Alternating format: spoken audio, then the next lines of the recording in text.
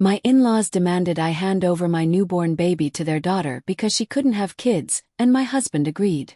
Now my parents have shown up with legal papers, and my mother-in-law is having a meltdown. Hi Reddit, I, 28F, am completely devastated and need advice. I never thought I'd be posting here, but I'm desperate and don't know where else to turn. My hands are shaking as I type this, and I keep having to stop to wipe away tears. What should have been the happiest time of my life has turned into a complete nightmare. I'm writing this for my daughter's nursery, watching her sleep peacefully in her crib, terrified that every noise I hear might be someone trying to take her from me. I just gave birth to my first child, Emma, 2 months ago, and my in-laws and husband have put me in an impossible situation. I'm still emotional and recovering from childbirth, so please bear with me. My husband, Jake, 31M, and I have been married for 4 years. We met in college and had what I thought was a perfect relationship. He was always so kind and supportive, and I truly believed we were soulmates. When I got pregnant last year, we were both overjoyed. Jake cried when we saw our first ultrasound, and he was amazing throughout my pregnancy, attending every appointment, helping with my cravings, and even painting the nursery himself. Now I wonder if any of it was real. His sister, Sarah, 35F, has always been the golden child of the family. From the moment I entered the picture, I could see how the family dynamic worked. Everything revolved around Sarah's needs and wants. My in-laws would regularly cancel plans with us if Sarah needed anything, and Jake would drop everything to help her, even on our anniversary. Once I tried to be understanding because I knew she was struggling with infertility, but looking back, I can see how unhealthy their relationship was. Every family gathering turned into a pity party for Sarah, with my MAL constantly reminding everyone how unfair it was that Sarah couldn't have children while other people, looking pointedly at me, got pregnant so easily. I just gritted my teeth and endured it, never imagining it would come to this. She's been trying to have a baby for years but couldn't conceive due to medical issues. While I sympathize with her struggle, what happened next is beyond cruel. 2 days ago, my in-laws and Sarah showed up at our house unannounced. I was nursing my newborn daughter, Emma, when they barged in. My MIL immediately started cooing over the baby, while Sarah just stood there, staring at us with this intense look. Then my FIL cleared his throat and said they needed to discuss something important. That's when they dropped the bomb. They wanted me to give Emma to Sarah, not for adoption or anything legal. They literally expected me to hand over my newborn to Sarah to raise as her own. Their reasoning: Sarah deserved to be a mother more than me because she'd been trying longer, and since we're young, we could just have another one. I thought they were joking at first, but they were dead serious. The worst part: when I looked at Jake for support, he wouldn't meet my eyes. He actually agreed with them and said we should consider it because his sister had wanted a baby for so long. I burst into tears and clutched Emma closer while they all tried to convince me I was being selfish. I couldn't believe my husband would betray me like this. These people were literally trying to take my baby. I told them all to get out of my house. Jake tried to stop me, saying I was being hysterical and hormonal, but I threatened to call the police if they didn't leave immediately. They finally left, but Jake went with them, saying I needed time to think rationally about this. I immediately called my parents in tears and told them everything. My mom, who had always been polite but wary of my in-laws, broke down crying with me. She said she'd had a bad feeling about them from the start but didn't want to interfere in my marriage. My dad, who's usually the calmest person I know, was so angry I could hear him punching walls in the background. He kept saying he should have trusted his instincts when Jake wouldn't sign a prenup before our wedding. Within an hour, they had packed overnight bags and were on their way to my house, calling their lawyer friend on speakerphone during the drive. My mom kept asking if I needed anything from the store: diapers, formula, security cameras. My dad was making plans to install new locks and maybe even hire private security. Their immediate protective response made me realize just how much danger Emma and I might be in. My dad was furious. My mom came over right away to stay with me while I was still recovering. Jake has been staying with his parents and keeps texting me that I'm tearing the family apart and need to compromise. His family is telling everyone that I'm denying them access to their grandchild and painting me as the villain. I'm heartbroken and scared. I can't believe the man I married would even consider giving away our child. I barely slept, terrified they'll try to take Emma while I'm resting. My mom has been helping with night feedings so I can get some rest. I don't know what to do. I love Jake, but I can't trust him anymore. Should I leave? Am I overreacting? Please help. Update 1. Thank you all for your support and advice. The overwhelming response to my post has given me strength I didn't know I had. A lot has happened in the past week, and I'm still trying to process everything. Every time I look at Emma's innocent face, I'm reminded of how close I came to losing her to these delusional people. After reading your comments, I realized how serious the situation was and took action to protect Emma and myself. My parents helped me contact a family lawyer, who was horrified by the situation. She immediately started working on emergency custody papers. We also documented all the threatening messages from Jake and his family. They've been continuously harassing me, saying horrible things about how I'm an unfit mother and threatening to call CPS with false claims. The most shocking development came when Sarah's husband, John, reached out to me privately. He found my number through a mutual friend and called me late one night. His voice shaking with emotion. At first I was scared to answer, thinking it was another attempt by my in-laws to harass me, but something told me to take the call. What he revealed made my blood run cold. He had no idea about their crazy plan and was disgusted when he found out. Apparently, Sarah has become obsessed with having a baby and refused to consider adoption or fostering. Her parents have been enabling this behavior for years, and Jake has always gone along with whatever his sister wanted. John told me Sarah has been buying baby clothes and supplies for months, spending thousands of dollars on high-end baby items.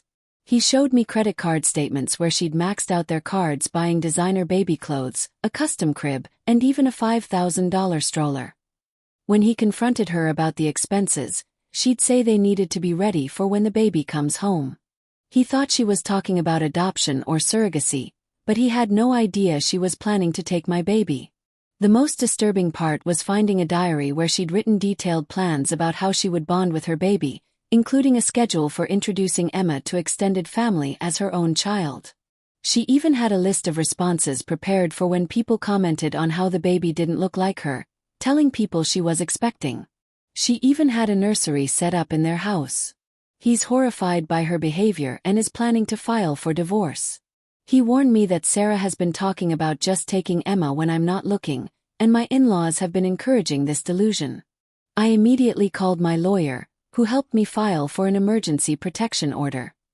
The judge granted it after seeing the evidence and hearing about Sarah's concerning behavior. Jake completely lost it when he was served with the papers. He showed up at the house drunk, screaming about how I was destroying his family. I had to call the police to remove him. My parents have moved in temporarily to help protect me and Emma. We've installed security cameras and changed all the locks. I'm heartbroken that it's come to this, but my daughter's safety has to come first. Update 2. Things have escalated dramatically in ways I never could have imagined. Every day brings new revelations that make me question everything I thought I knew about my husband's family. The more we uncover, the more I realize how deep this dysfunction goes. My in-laws tried to file for grandparents' rights, but their case was thrown out since they have no established relationship with Emma. Their lawyer apparently told them they had no grounds, but they're refusing to accept it. The real bombshell came when my parents' private investigator uncovered something disturbing. Sarah had been telling people at her church that I was just a surrogate carrying her baby. She had created an elaborate story about how I was a family friend who volunteered to be her surrogate after learning about her struggles. She'd even started a mommy blog documenting her surrogacy journey with stolen photos from my private social media.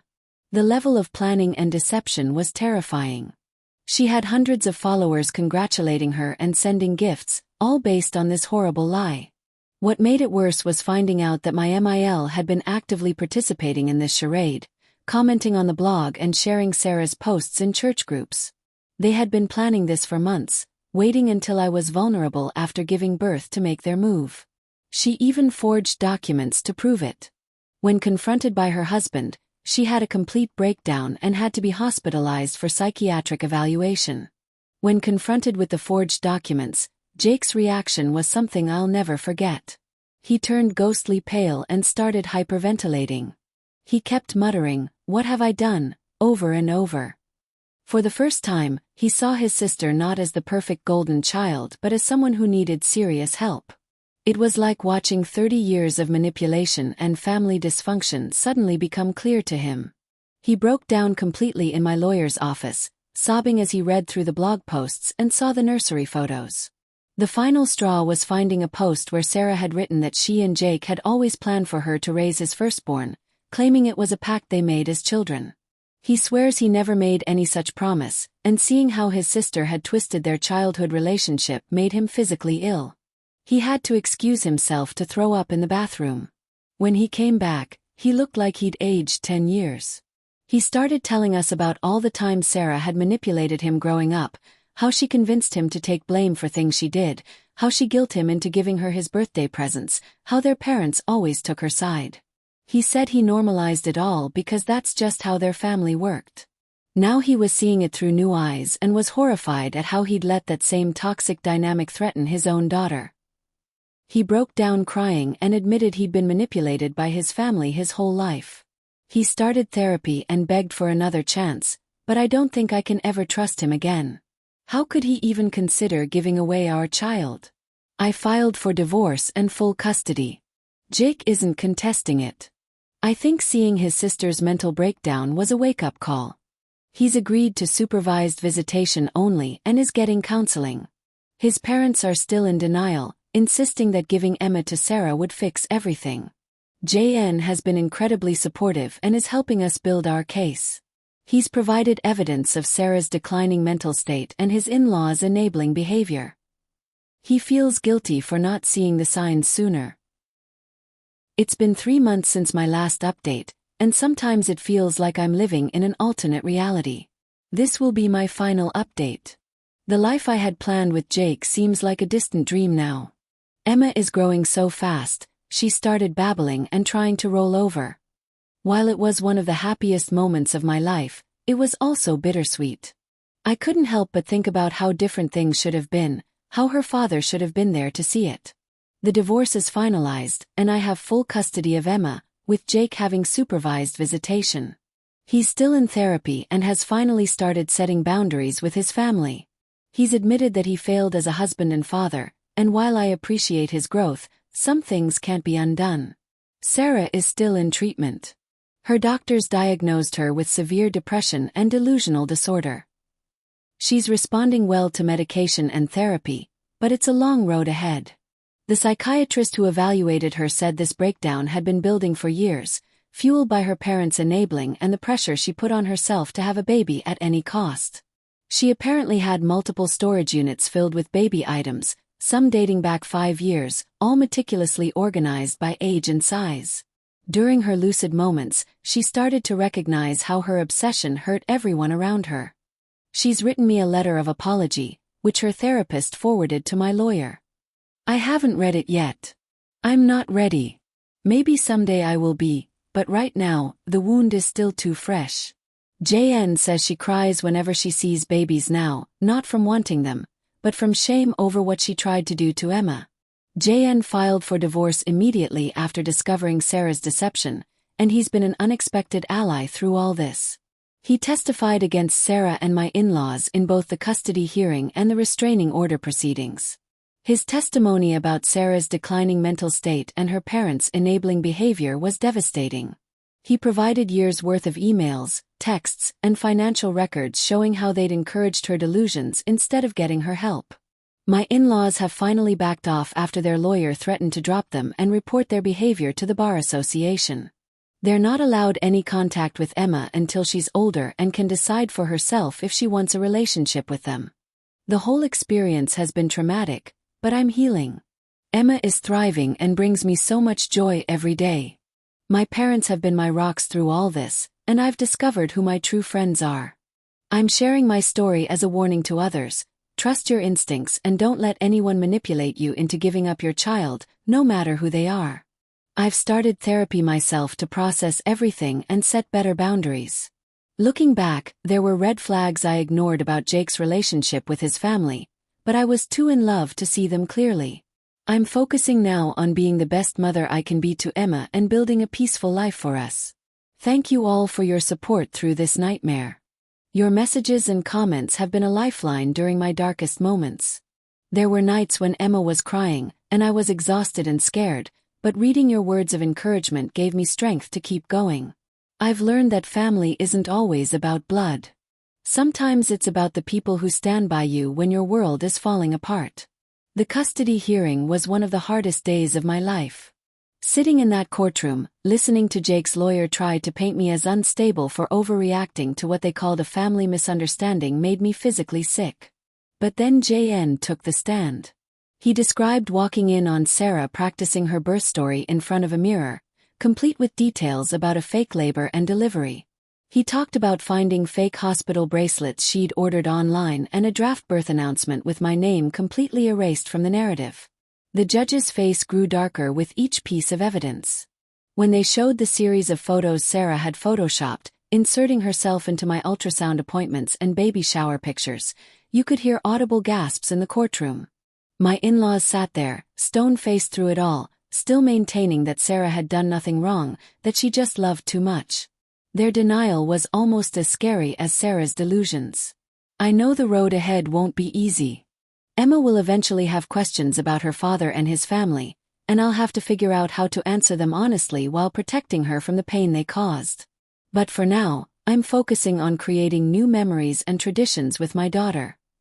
We've started having weekly dinner dates with my parents, and my mom is teaching me all her special lullabies and baby games.